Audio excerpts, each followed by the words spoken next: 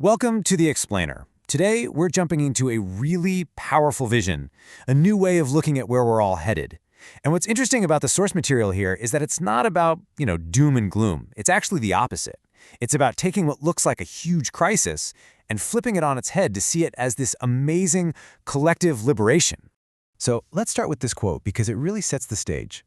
The idea here is that all these systems we've built to, control and put a price tag on us, all the tech, the relentless focus on profit, they've actually, completely by accident, ended up setting us free. It's a huge shift in how we think about what's happening in the world. Okay, so before we can really get into that idea of liberation, we kind of have to understand the prison, right? We need to look at the world we've actually built. The source material for this has a name for it, the hollowed world. And this is it. This is the picture of what we were all told was progress. The smart city. It's a marvel of data, pure efficiency, everything running on AI. But here's the catch the source points out. While everything was being optimized for profit, the human part, the heart of it all, was being scooped out. It really makes you wonder, what was the real cost of all that so-called efficiency? So according to the source, the whole thing had these three fundamental cracks in its foundation. First up, you've got this policy void.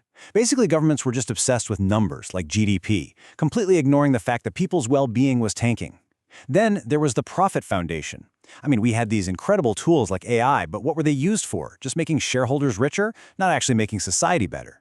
And all of that led to the third crack, the me trap.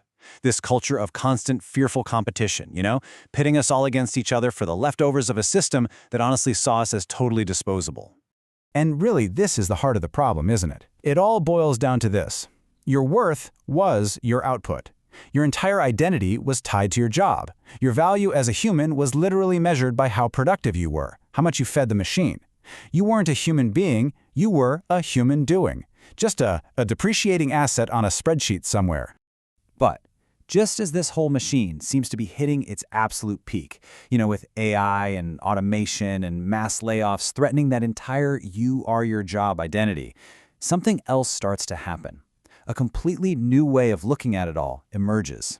And this is what the source calls a divine extraction. And this is the pivot point.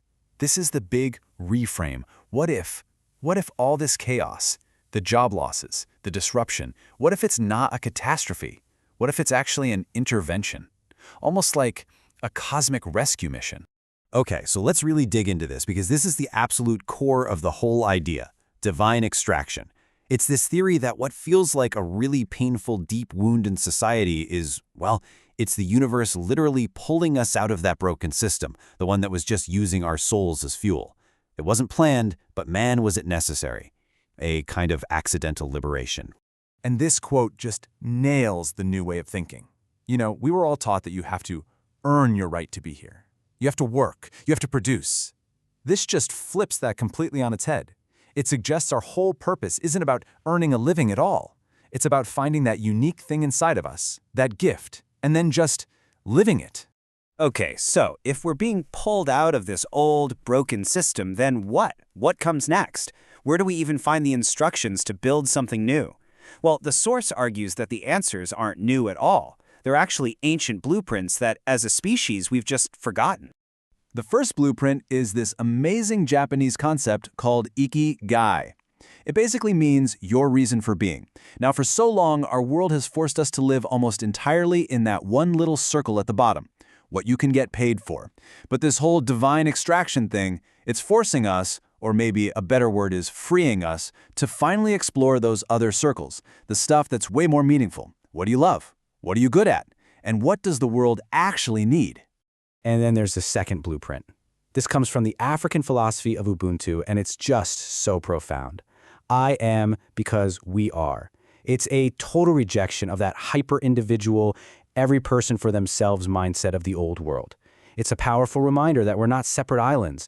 Our very existence is tied up with everyone else's. And wow, look at the difference here. It's just so stark. On one side, you've got the me trap we were talking about, all competition, isolation, this feeling that there's never enough. But on the other side, you have the Ubuntu we, a world built on collaboration, on connection, on this beautiful idea that we're all just threads in a single universal tapestry. And if you pull one thread out, the whole thing starts to unravel. All right, So let's start putting these pieces together. The source material gives us something it calls the Map of We, which is basically a guide showing the shift from that old world to the new one. And this map just lays it all out so clearly. It's a complete paradigm shift. Look at this. Our whole way of being moves from survival and competition over to abundance and collaboration. Our identity? It's no longer I am my job. It's I am a piece of the universe. And check out education. It's not about being trained into a useful little cog for some company anymore. It's about finding that ikigai, cultivating that unique purpose inside you. But maybe the most radical change on this whole map is how we define success. It's got nothing to do with stacking up money or power anymore. Nope. In this new world, there's a totally different kind of currency. The new bottom line? It's human connection. The source calls it the thread of love, and that becomes the real measure of a good life. It's not about what you accumulate for yourself. It's about the kindness, the support, the positive energy that flows through you to other people, making that whole tapestry stronger. And the thing is, this whole shift isn't something that's forced on us. It has to start from the inside. The source has another great term for this, finding the jewel within. That's our own inherent value, totally separate from a job title or what anyone else thinks. And once you really see that light inside yourself, you can't help but see it shining in everybody else. That change in perception, that's the engine that drives this whole new world. So we're going to end on this question from the source material, and it's really more of a challenge to you. If that old system, the one that kind of wanted you to just be quiet and do your job, is falling apart, and if you really are being set free to find your true purpose, then what is it? What's that unique song inside your heart, that one-of-a-kind gift that the world is finally ready to hear?